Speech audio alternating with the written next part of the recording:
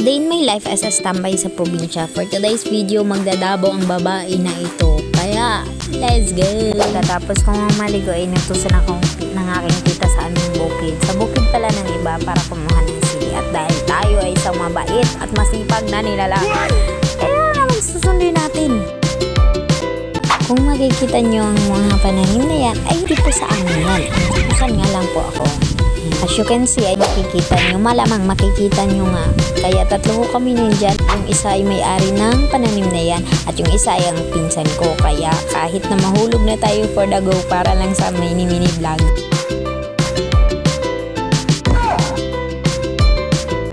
Nga, tapos na kami kumuha ng sili. By the way, yan nga pala yung tanawin na kumuha na namin ng sili nila. Auntie, tata, so salamat at salamat talaga ng taga dito ako hindi sa kaya kayo baka gusto nyo pumunta dito para kumuha ng sili. Hindi ganun.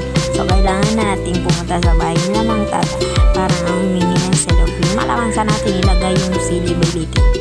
Kaya nga pagkatapos namin kumuha ng cellophane, lagyan ng sili ay kailangan naming umuwi para sa aming double-bility.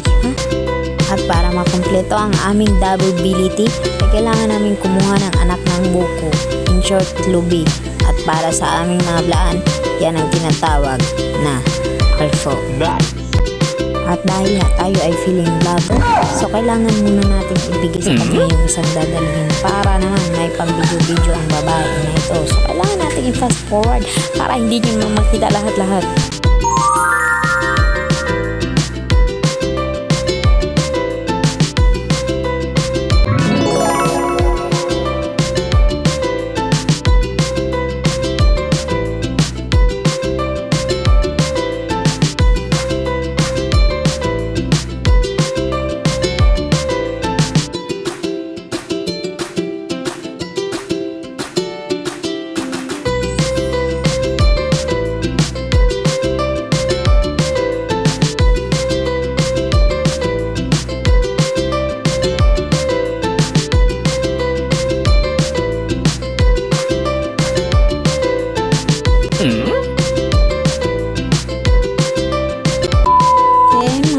Tamang kain lang muna tayo dito sa Gidli kasi nga sabi nila mas masarap ang at dahil ang inyong babae isang masipag na nilalang kaya ako nagrepresenta para gumawa at magpalabas ng bata ng bata. Kaya nga kailangan natin tapusin kasi mas masarap daw yung nasa huli kasi yun ang last.